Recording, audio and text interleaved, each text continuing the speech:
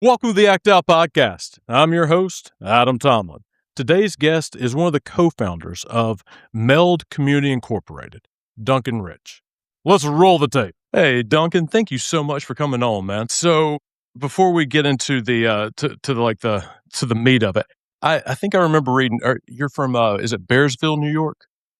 Yeah, I live right outside Woodstock, New York, the most famous small town in the world, probably. Yep. And been living up here in the Catskills about 10 years, just Mm. a little 11 years.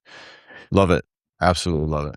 So West Socrates, there's a house there, the Big Pink.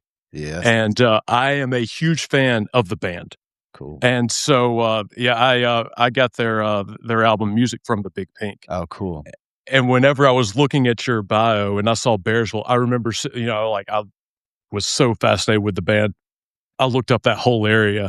And then I remember seeing Bearsville kind of close to West Socrates. I was like, if he knows anything about the band, oh man, I gotta.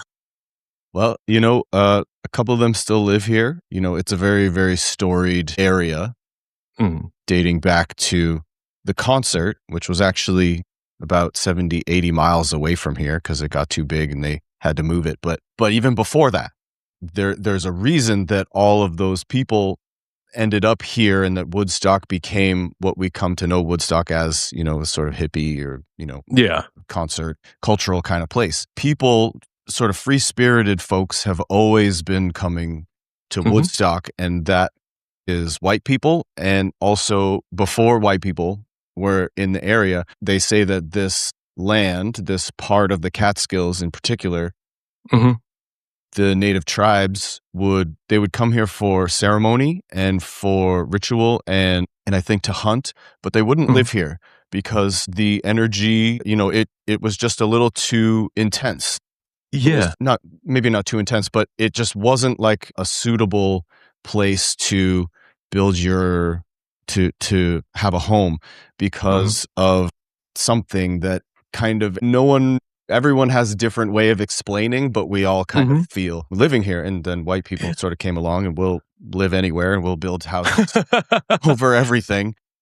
Well, and now we get to experience kind of this really incredible, magical. I mean, the landscape is absolutely beautiful. And the culture here is really fun and wild, and a lot of people sort of following their hearts. But there's something about it, and that's what everyone who sort of lives here says, is there's something about it that, really, really speaks. Well, as you were talking about the Native American tribes, the energy there, I was thinking about a little bit later on in the with the Shaker movement. That was like born right in that area. Yeah, I believe, and Joseph Smith, the founder of Mormonism. He got his start there, and I had never really kind of connected necessarily that region with that kind of energy until you had said something about the Native American tribe. That's just so fascinating to me. And there were a number of really highly regarded painting schools that came out of here in the 1800s. The first artist colony in the U.S., the Birdcliff Artist Colony, is just on the other side of the mountain from where I live. People would come up from New York City in the 1800s to just escape the city, which was a pretty intense, still is intense, but it was, pretty intense place back then. And they would come up and they would have these sort of week-long hedonist parties and gatherings. This is in the 1800s, in the late 1800s. And some people decided that this was the place to stay to explore the arts. They formed the Birdcliff Artist Colony, which is still active and still alive. And some people, there was a rift in the Birdcliff, in their ranks, and some people left and then started the second artist colony in the United States, just down the road, the Maverick Artist Colony. And they were, I don't know if they were actually sort of rivaling, but they existed at the same time, and this place has always called people to it for, what I would call magic. And it's a really, really beautiful place. Well, I think I remember. Did you grow up playing music? I did, yeah. Okay, so do you think that you were kind of drawn to that area? It's definitely part of the lure for me, absolutely, to sort of walk through town and be like, oh yeah, Jimi Hendrix practiced in that church, which is now a movie theater. Or, this, like, there's pictures of Jimi Hendrix and Janis Joplin having coffee outside of that place right there, like, and stuff like that is really, it does speak to me. I did grow up playing music. I grew up in Boston. I was born in a part of Boston called Allston, and my parents moved us to Brookline, which is a really great place, really great schools and great community. And I grew up on a block with all my, like, a lot of really, really close friends from like age 4 that I'm still in touch with, that, we got really close. When I was 10, when I was 9 or 10, I started playing the drums. My best friend, who lived sort of right behind me, our backyard shared a fence. He started playing guitar at the same exact time. And so we started a band kind of instantly as 10-year-olds and, had some other people join. And that was always a big part of my life. Music is, in my opinion, music is the most sort of visceral, felt art form.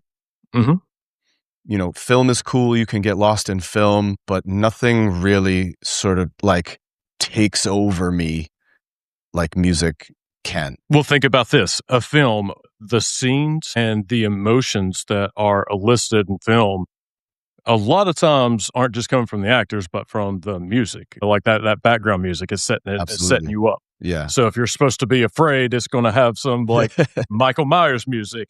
So yeah, I would absolutely concur with that. Yeah. Do you think that, so it seems like music was kind of like it helped form a sense of community for you early on? Oh, yeah. Sense of community. It also gave me a way to like connect with my body, I guess. To push myself and to, because I would play the drums. Once I got into the drums, it was kind of like a bottomless pit for me of energy, and it also like felt cool. So that kind of like, that helped sort of keep me in the seat, Yeah. But to be able to sort of drill something over and over and over again until I nailed it, and then took it and sort of make it my own and really push myself in. It was the only thing that I really had like that, where I could kind of explore uninterrupted and really go deep and for long periods of time, and really, really, really explore. And it was okay for it to be out of the realm of like traditional understanding. It was acceptable for it to sort of just be like, I don't know, I'm just following this thing, where as I think that is a really, really valuable thing for anyone to be able to access and pursue in any sort of walk of life, is chasing something that is a little bit unknowable and trying to, it's sort of like blending this physical, non-physical realms, and just, I can't describe it better than just like chasing something. Like you're chasing something, you don't quite know what it is, but you've got these sticks and you've got these limbs, and then it's just about how you wield them, and you can really go somewhere. It may be hard to like describe with words, but I could tell just in your tone, your voice, like your passion for it. That passion kind of like seeps out of it. You did say something at the very beginning that kind of struck me. You said it was a way for me to get in my body. So I'm assuming that kind of growing up, you spent a lot of time in your head. I'm saying because I spent a lot of time in my head. Yeah, I think a lot of us do, when we're sort of, especially when we're growing up, we're sort of creating the world and our own worldview. We're creating the world that we want to live in. We're also sort of subject to the environment that we are in, and our parents or caregivers, and, our peers and our teachers. And especially growing up, we tend to give ourselves away a lot. We defer to a lot of people, we defer to authority, even when we kind of are unintentionally. And then so it's really nice to have a way to just be your own authority and And I would spend a lot of time in my head or sort of like questioning and, um, you know, trying to crack the nut and figure stuff out. And then it Mhm. was nice to just kind of, so we only have the skills that we have in order to do that. Right. And it's nice to approach that kind of in a different way and be looking for something a little bit more amorphous and bigger. That it always felt bigger. And then and then being able to use my body was always, I grew up playing soccer. I grew up Mhm. doing a lot of sports and being really active. And the drums kind of fit right in with that, being able to use my body to get tired, to like feel the burn and to feel like I've done something or I've been somewhere Mhm. was really powerful for me. I also had a strong tendency to dissociate, to kind of like disappear from, Mhm. my environment, from what was going Yep. on. Yeah. I remember it definitely wasn't the first time that I did, but I remember being in the mobile home and feeling like I was floating outside of my body. And whenever like I came back, I remember being so scared because it was like, if that happens again, I don't know if I'm going to be able to get back in my body or not. Mm. Well, And it would be like terrifying. yeah, out of body experience. Yeah. Mhm. And oftentimes, what I've come to learn later and through my training and everything is that out of body experiences are the nervous system sort of, or can be the nervous system being overwhelmed, needing to disconnect, needing to separate yourself, create some space between what is happening or what is happening to you, or just something that your body is looking after you by removing you Mhm. from this event or these circumstances. A lot like, like the gazelle that gets kind of taken down by the lion and goes into a freeze response, which is one of the ways that our nervous system protects us. Mhm. You freeze, you sort of shut down, you cut yourself off from the feelings, from feeling. And Mhm. when you cut yourself off from feeling, then, you're not in as much pain. And, um, and a lot of us do that a lot, Yeah. you know, Oh, yeah. in subtle ways and not so subtle ways. We have something that I kind of call like a functional freeze, which is where Mhm. we're walking around with parts of us that are just kind of numbed out and disconnected. And that's the pattern that we have been living in for decades sometimes. And Mhm. we don't really know how to get back in touch with those parts because the model that we've been given doesn't really allow us to process and release the stuff that we're holding or that's Mhm. holding us. Um, Well, so sorry. yeah, no, go ahead. You were saying to get back in touch, like, with your feelings. For me, it was actually getting in touch with my feelings for the Mm, first time, mhm, and I was in my mid-30s whenever that happened. Like, mm. I was 37 whenever I felt like my brain and body connected for the very first time. Wow, yeah. So, and I I hear you, and I wanna push back on that a little bit. We're Okay. all born knowing how to do that. Okay. We're all born with the skills and abilities to feel and to process and to express perfectly. It sounds to an adult, a baby sounds like it's kind of like, what do you want? What are you talking about? But the baby knows, we're born with this perfect ability. Like, I'm hungry, I'm going to make it known. I Mhm. pooped, I'm going to make it known. I need help. I need connection. I'm going to make it known. And that's, we're meant to be able to do those things, but those skills, they get eroded. And we think about it like, well, that's growing up. But it's actually an erosion of these skills of connecting, of expressing ourselves, of processing what's happening to us that we lose because of it's inconvenient for the people around us. Mhm. Like, stop, stop, stop, stop, stop. Like, telling a kid to stop crying doesn't make them feel better. It makes them cut themselves off from the thing that is, it's like, okay, well, I guess I'm not allowed to feel this.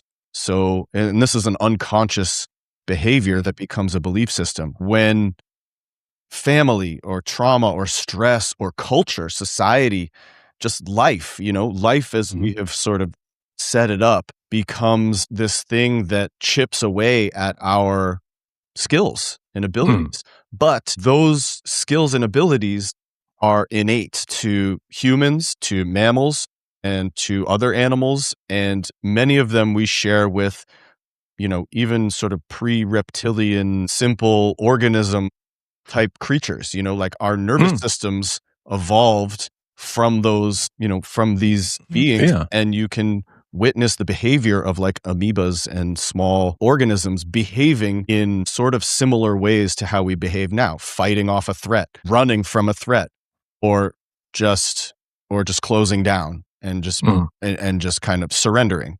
So, I hear you that it feels like you've never been able to do it before, but you were born doing it, feeling, connecting, expressing, processing. And so it's coming back is what it is. It's like a reawakening of these skills or tools, we call them sometimes, that they just need to be sharpened, and we need to be reminded that they're there and how to access them, because a lot of the patterns that we have don't include them. A lot of the patterns that we've formed, they sort of like necessitate us not being in touch with those parts of ourselves. Let's kind of go like a little deeper into the reasons why we separate from ourselves. One of the first ones you were talking about, I think you said culture. So what is it about the culture in which we're raised, we're specifically men, where men are kind of taught to remove themselves from feelings? Sure. Yeah. Well, men from a very early age, or boys from a very early age, are taught to, suck it up, to get over it, to figure it out.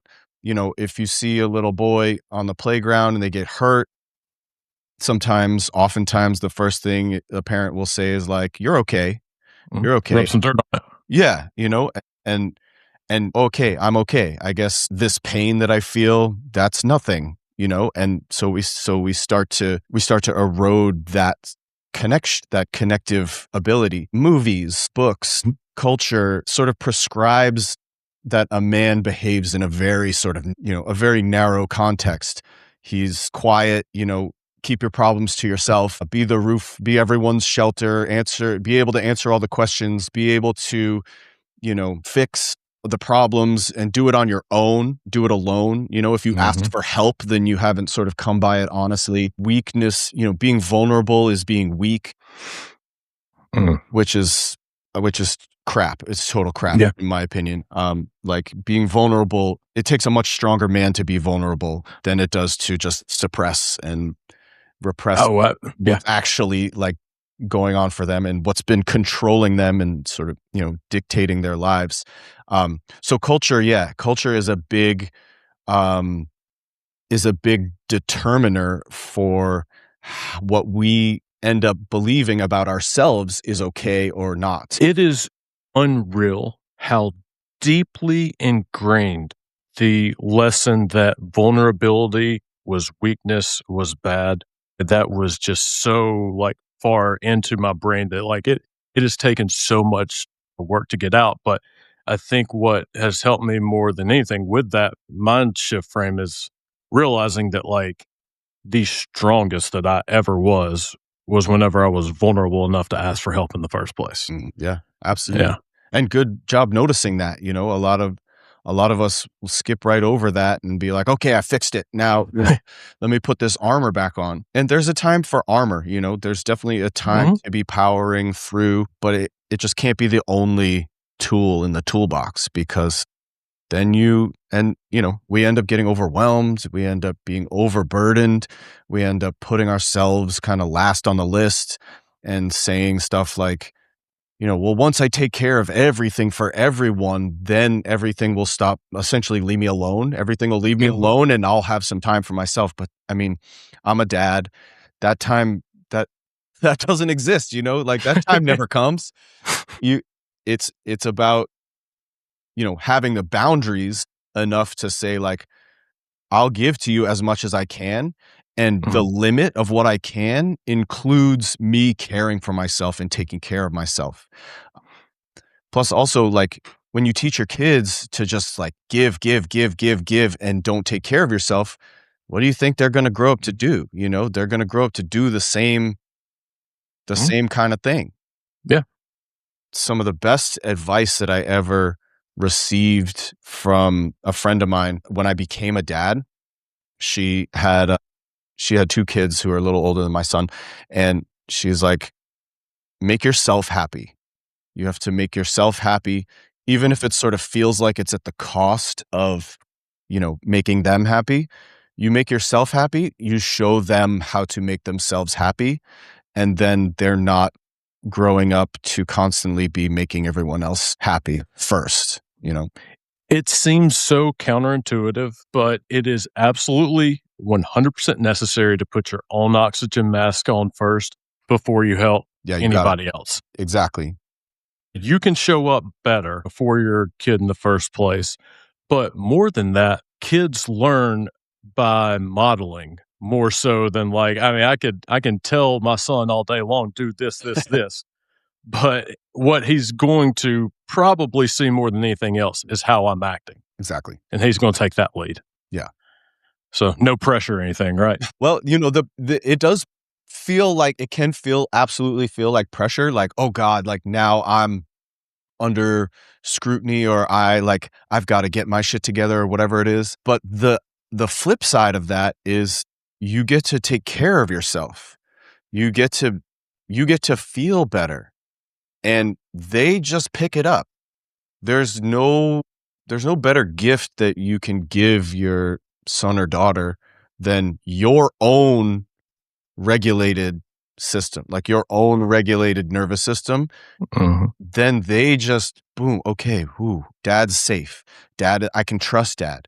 It might not always be what I want to hear, but I can trust that it's true, and I can trust, and that trust then sort of is woven into the fabric of y'all's relationship. And that is a really, really powerful thing, more so than fear, more so than,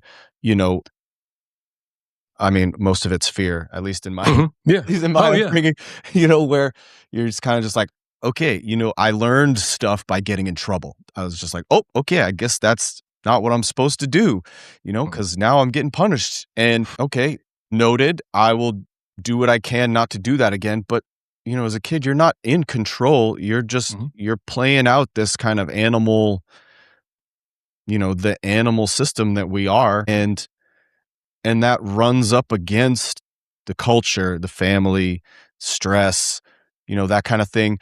Those factors that we were talking about, and how can you make space for that animal to coexist while also, being a member of society to a certain extent, or to the extent that's comfortable, and contributing, being a part of a family. It's not like just go do full wild man. You can do that. I've done that. I did that. I lived on a school bus for a long time, playing music all over the country, just kind of not really being beholden to anyone except myself and the guys, in the bus. And myself in particular, I sort of leaned into the full sort of, freedom element of that. And that was really great for some things, and it was not great for other things, like building relationships and being, feeling like I had people I could trust, outside of my sort of immediate sort of family. And so there's something to be said for having a relationship with the animal, but not letting any one thing sort of be able to run you, being able to stay in the driver's seat. I've said that the most difficult thing for parenting for me is trying to parent myself while also parenting my son at the same time. It seems like we're using a little bit different language to essentially describe the thing. Yeah, it's very similar. I mean, there's no better opportunity. Like becoming a father for me was like a huge opportunity for me to learn about myself and about what comes out of me when I'm pressed, when the stress hits, and just hearing all the ways and feeling the ways, good and not so good of the ways that my parents come out of me. I'll just make a joke and I'll be like, man, my dad, I sound like my dad so much. It's in there. It's our default operating system. And we get the opportunity to sort of take that out and look at it again as we're sort of passing it on. And you can always, like, as you're passing it on, you can always adjust. You can always say like, hey buddy, like when I said that before, that's not what I meant. What I meant was this. And this is, you can always clean up. You can always sort of it's never too late to, show up with that vulnerability and take ownership of the mess you made, or the thing that you didn't get quite right. There is this really intense pressure for men to, possibly for everyone, but I've felt it in the context of men to just like not mess up, don't mess up. You can't mess up. Like this isn't practice. This is real life, and the stakes just feel so high, and that in itself is very sort of like, it's crippling. It's very like causes people to sort of shut down and stay in and not share something, especially today when everyone's got their phones out, where, if you make a mistake, it could be on the internet or whatever. And it's like, I'm 42. When I grew up, like we made mistakes. We all did. We all made mistakes, and that was part of it. And that's how we learn. And we've kind of lost a lot of those like cultural dojo kind of situations where you get to try something out. And if it doesn't hit, then you get that feedback, but it's not like, you don't have to be scared that your life is over, that kind of thing. Yeah. And that's in no way like making apologies for bad behavior. We always take responsibility for our behavior. We have to experiment, and we have to try, and we have to learn by doing, and we're going to fail. And that's part of it. It's got to be okay to fail. It's got to be, there's got to be some safety in failure so you can learn from it and move forward, and not, and not just have that be the end. So I think that for me, what I was able to like finally be able to do to like help me be able to kind of see behavior from a different lens was I used to be very judgmental with my behavior. Like if I did something, you're a piece of shit, you're wrong. It was whatever it was bad. But learning that it was safe to make a mistake and that you could, and it not be a threat to your existence, was kind of enough to help me be able to start looking at behavior with more of a curiosity frame as opposed to a judgmental frame. And I think that was really important for me in helping kind of like adjust that mindset to be able to even kind of change in the first place. Yeah. Yeah, absolutely. Judgment is a big one that we all kind of internalize from the world, from our parents, just all of the places. And again, like, we're not born judgmental. It's something that it's something that we learn. It's something that we pick up along the way. So we can, we can unlearn it, or we can figure out another angle. Like you're saying, curiosity that's, having the space and the wherewithal and the resilience even to approach a situation, an unfamiliar situation, with curiosity. Like that's what, that's where we ought to be headed, is, seeking out the understanding and seeking out the answers with curiosity, instead of, posturing like we already know. There's so much that we don't know, and we're never going to know if we just if we write it off, I guess this would be a great time to bring up MELD. You have a program that is kind of doing exactly what we're talking about, don't you? Yeah, I do. So I co-founded and co-run a organization called MELD, which is with my business partner, whose name is Owen Marcus. He's 72 years old. He has been distilling, at one time fringe and now much more mainstream, more accepted somatic technologies, somatic practices from many, many different lineages into a method that is geared towards men, that helps men downregulate in stressful situations, like while the stress is occurring. And it can bring online parts of ourselves that we have sort of been frozen away from or have been disconnected from, sometimes for decades. Some of these original parts that we're talking about with parts and skills. And so at MELD, we train this method for sort of expanding your functional capacity under stress. And we do it together. So there's the co-regulation, the men's group element to it as well. And the power of men sitting together and especially doing this kind of work together, it cannot be overstated. Like the power of a men's group is the best kind of practice that you can find in terms of, getting to know more about yourself, getting to know more about yourself under stress, noticing in your body what happens when there is conflict. And then instead of just going along for the ride while this other thing is sort of running you, you get to have a say. You learn to have a say in, how you conduct yourself, how you respond instead of react. So at MELD, we have trainings, we train therapists and coaches to weave our method into their practice.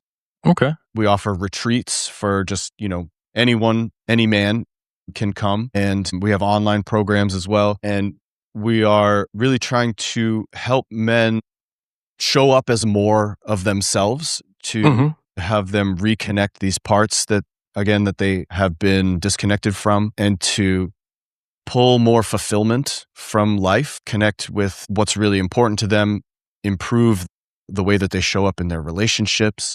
It really impacts every aspect of life.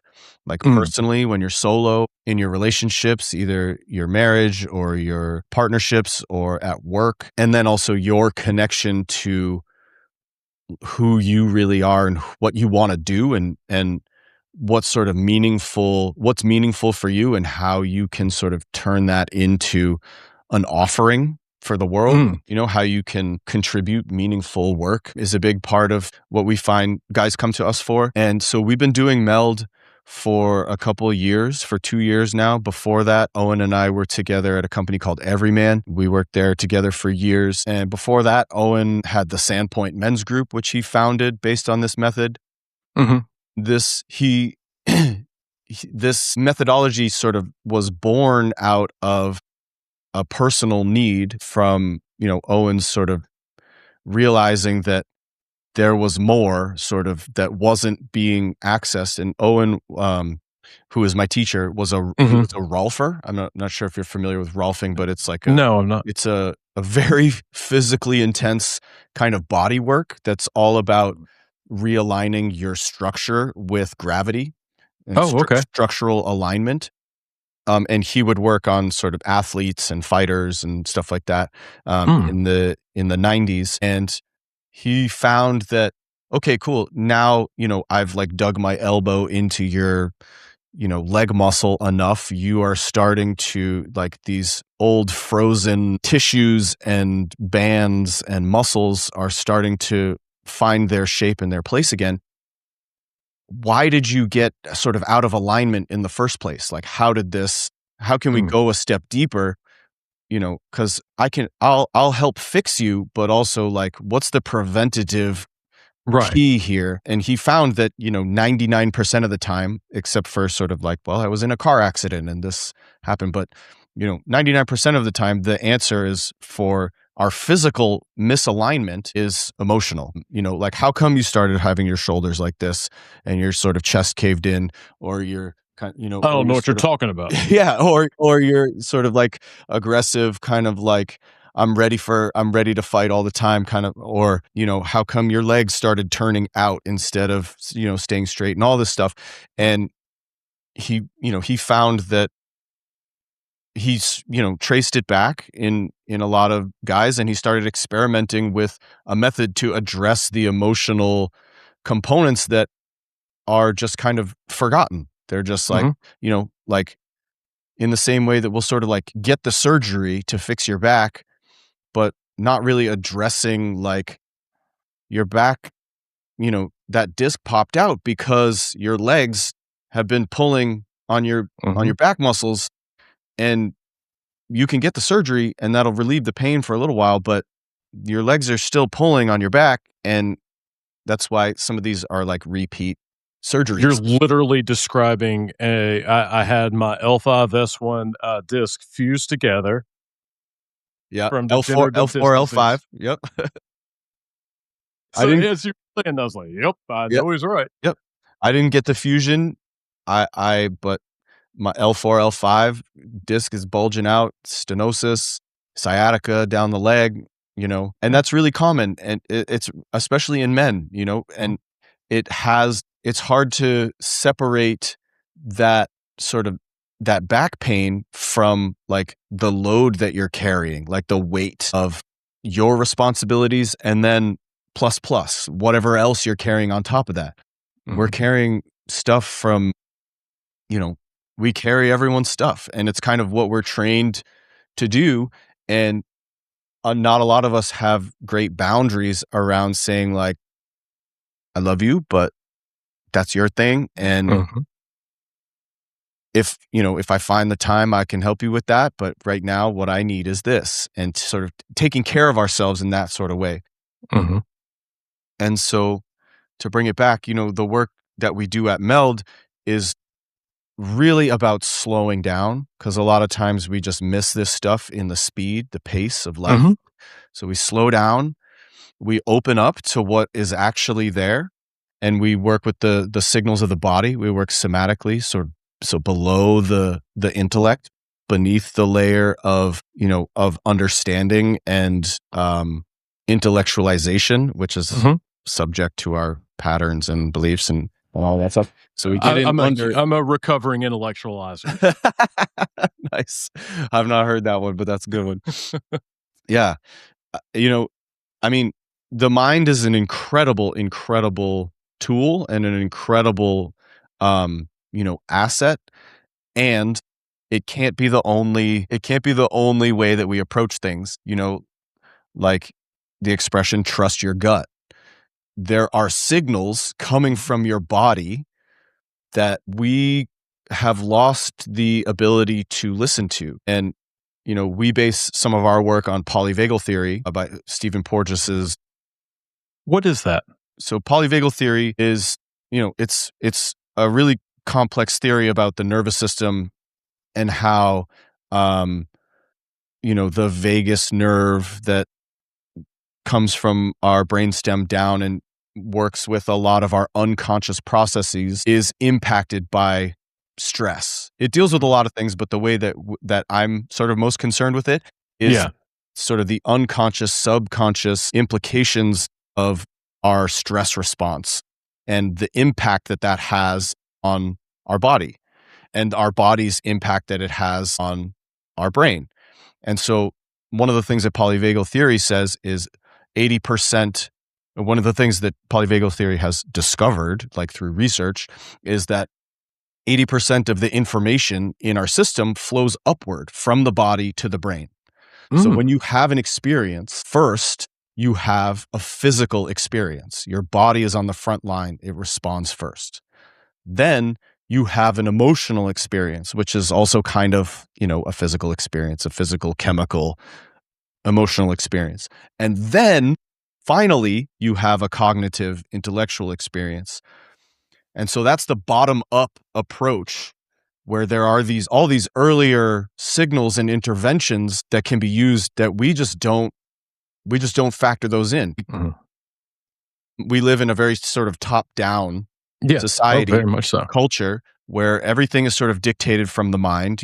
What should I do? It's like, well, you thinking about that it's not free of those patterns and beliefs that you have about the world and about, that you learned. And a lot of times you learned those patterns and beliefs in stress. You learned those under threat. And then that's why you can't sort of outthink a belief system, right? So you can't intellectualize your way out of something that your body believes, right? So I tried, and you definitely cannot. we all try, and it takes and that's what a lot of the stuff out there is offering. It's offering inspiration and motivation and hacks and tips and tricks. And, some of that stuff is great, but in terms of making lasting, sustainable changes, you got to get in underneath, like all those fail over time. All of that inspiration and motivation fails over time because you can be as motivated as you want, and then you hit a wall and you get stressed, and then the same old shit starts coming out of you. So we get in underneath. We use the body because you ask a guy like, all right, how are you feeling? And, good, I'm fine. It's like, I'm fine. Or they'll tell you what they're thinking, not Right. feeling. Right. Exactly. And yeah, we intellectualize our feelings all the time. But so you ask about their emotion. If you use the word emotion, then they're, okay, they're gone. Like, just get me out of here. But, you'll get like sort of a really, what you can feel it. It's a kind of shut down answer. But if you say, like, you ask a man what he's feeling in his body, it takes the pressure off. It takes the, sort of the triggering words away. And, it's like, okay, yeah, well, my mouth is really dry because I've been yakking a lot. My chest is kind of tight and I'm feeling a little warm under my arms and my back is kind of stiff. And it's the gateway into the unconscious, into those deeper layers. And, it's incredible what we are able to perceive about ourselves when we can just slow down a little bit.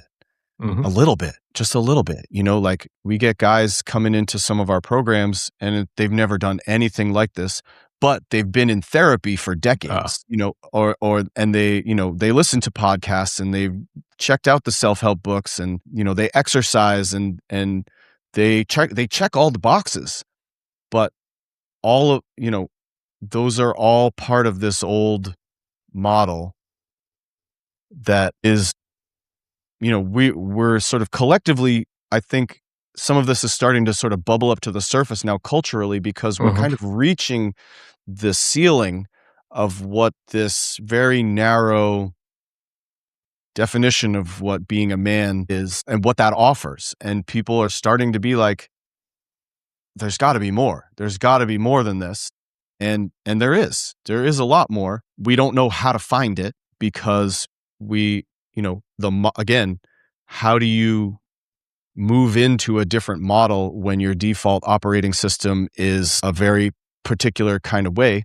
The answer to that is train. You train, you practice, you get in a men's group, you learn about somatics and the body, and you train and you do it with other men if you can, because the co-regulation piece is incredible. It's a biological necessity that we just kind of go without, or we sort of rely on our partner as the main source of our co-regulation, and that's a lot of responsibility. That's a lot of weight, and we're doing it for them also. And having a men's group is one of the best things that I've ever done in my entire life.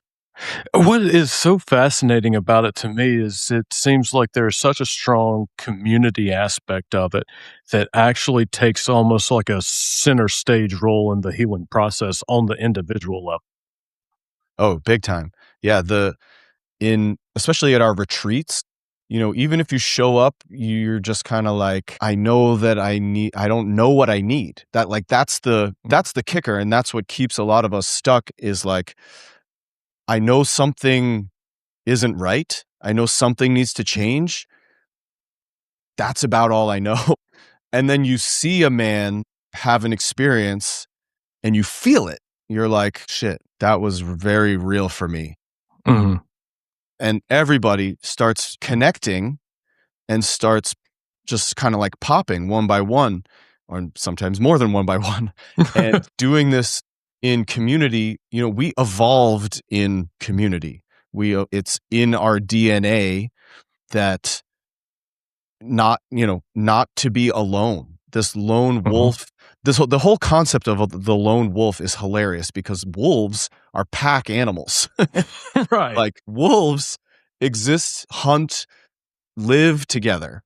They do everything together. And humans were that way until essentially, industrialization came along and started dictating more of our time and more of our day and how we live and gearing our energy towards, production and productivity instead of existence and survival.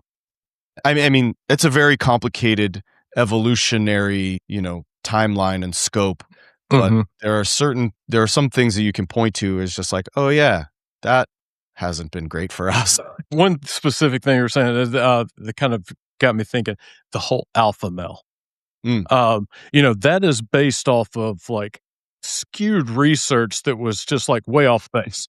So essentially what the lead scientists thought in this experiment was that wolves just changed groups like every so often.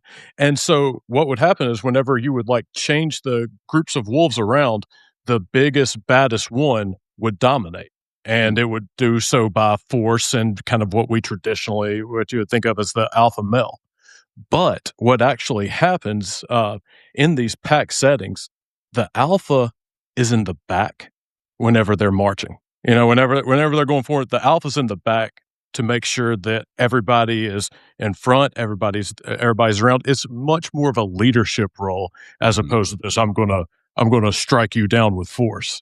Yeah. The modern conception of alpha male is just so delusional. It's from a nervous system standpoint and from a somatic standpoint, it's like fear, anger personified. It's like, this is not strength. You might be really motivated and going to the gym a lot or, making yourself sort of look a certain way. But the thing that's driving you is fear and anger and probably shame.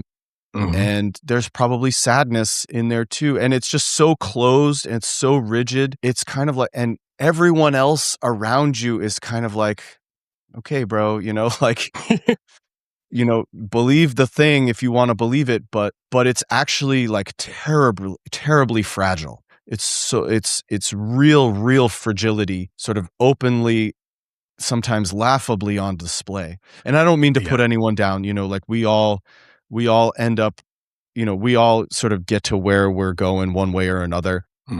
So if you identify sort of as alpha, that's a signal that, like, what is it that you're protecting? What is it that is inside you that is really what is the need there? Like what's missing?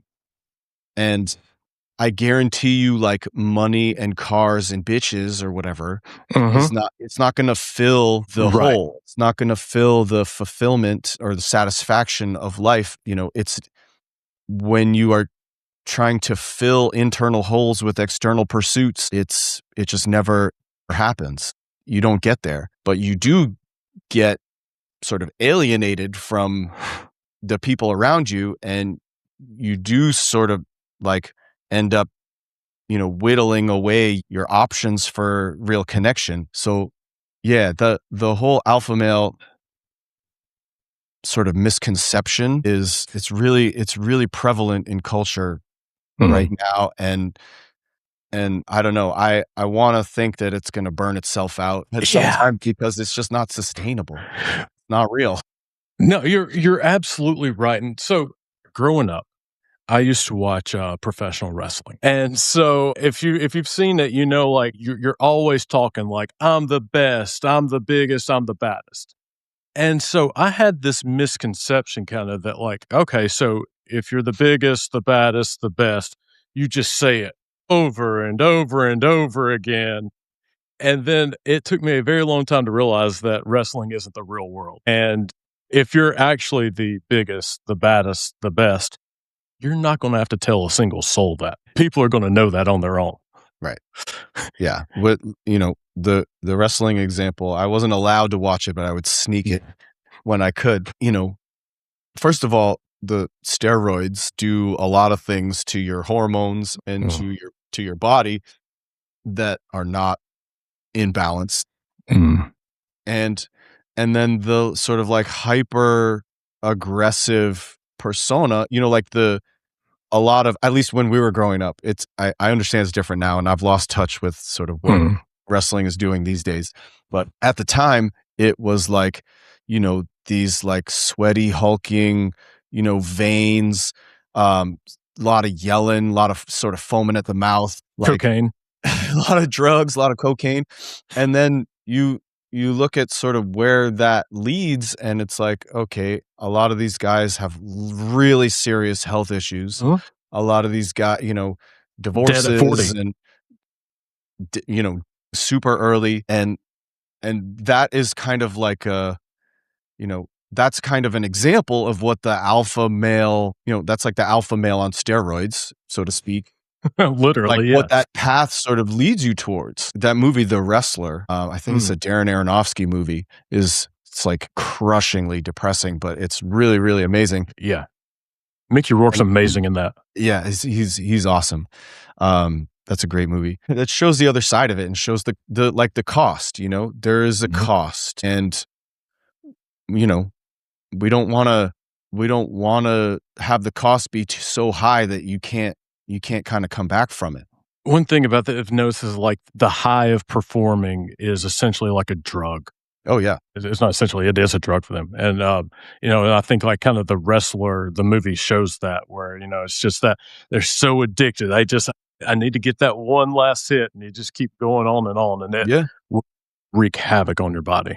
And you're right. Absolutely. And I mean, wrestling in particular, is a very physically demanding occupation, but even as a musician, do the same thing, performing every night, sort of not really, not really being able to wind down, going on stage and sort of connecting with all these people, and then immediately going off, and it's just it's so much up and down and highs and lows, and it's very, very difficult to cope with how the body responds to that. And so that's why, myself included, sort of a lot of performers and a lot of artists, a lot of sort of public facing, performers turn to drugs and alcohol and these other sort of state regulation strategies because, in order to feel good, they've got to disconnect from something, or just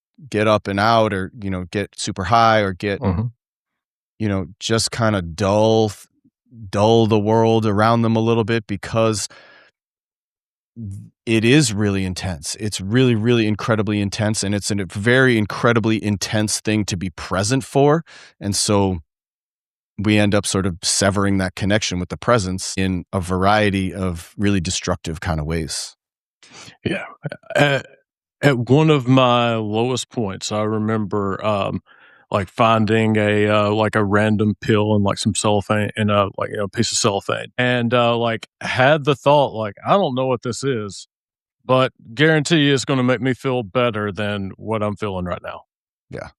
And like to think of how just I emotionally just broken I was at that point, where I mean, it could have been rat poison for all I knew, but even that would have felt better than how I felt then. Yeah. Yeah. And that's, And so I like to take a very, very compassionate approach with that sort of thing. Like that is you doing that and me doing that and all of us who are sort of coping in various different ways. These are strategies for us to feel better. And we're not wrong for wanting to feel better or for needing to feel better. And so we can try to like get the stigma out of, certainly around addiction or around substance abuse. Like this is a state regulation strategy. You're doing this because you need to do it. Now, can we create the space to look at why you need to do this? Can we make the space and slow down enough to have an honest look and really feel into where does this come from? Why did I start doing this? Is usually very human, and it's often very common. It's very, we share our stories are each a little bit different, but the underlying drivers are there. We have so much in common. So, you're not wrong, you're not bad, you're not broken, you're not defective when you use coping strategies like that. And it is your responsibility to, to do something if you want to make a change. So similar, like I say to my guys, I work one-on-one with guys, like I coach and I teach, and this isn't your fault, but it is your responsibility. I like that. A lot of this stuff comes from our parents. A lot of the stuff comes from culture. A lot of the stuff, with our parents, like, where did they get it? Well, they got it from their parents. And where did they get it? So it's not like you can point to someone like you're bad. You started this thing. This is the paradigm. This is the system that we all live in and that we've inherited. And so it's not our fault that we have lost the ability to process and to express ourselves and to connect and to feel our feelings. But it is our responsibility if we want to change things. If you don't want to change things, you don't have to. You can keep going the way that you're going, but it would be unwise to expect things to change on their own, or that things to sort of trickle down from society into then your life, and we're all sort of living that way.